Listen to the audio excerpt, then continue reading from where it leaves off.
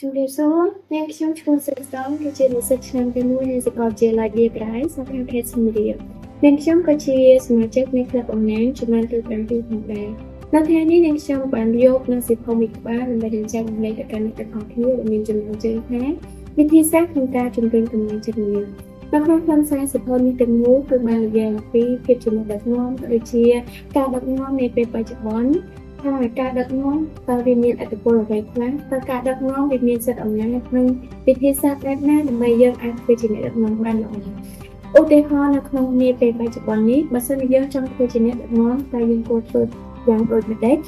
តើយើងអាចគ្រប់គ្រងទៅកាន់គេបានដោយសារអីមួយគឺត្រូវការនៅចំណេះដឹងទីពីរគឺយើងអាចមានវិធីសាស្ត្រក្នុងការគ្រប់គ្រងគេបានយ៉ាងរលូន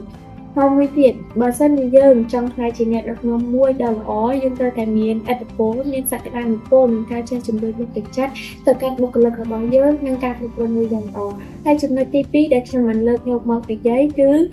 ការផ្ដោតសំខាន់ទៅលើការជំរុញទឹកចិត្តនេះនោះហើយយើងឃើញថានៅពេលបច្ចុប្បន្នមនុស្សជាច្រើនមានការបាក់ទឹកចិត្ត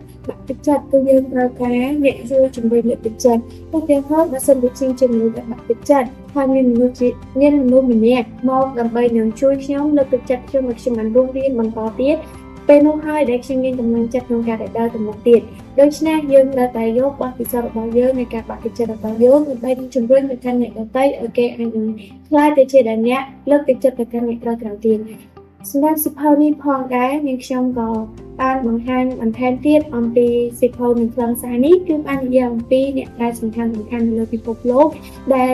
សិភៅទាំងមូលនេះគឺបានសរសេរដើម្បីនឹងផ្ដល់ជាគំនិតនិងគន្លឹះសំខាន់សម្រាប់អ្នកទាំងអស់គ្នាដែលចង់ខ្លាចជាអ្នកដឹកនាំនិងចង់ខ្លាចទៅជាអ្នកដែលលើកជំរុញទៅកាន់អ្នកដទៃ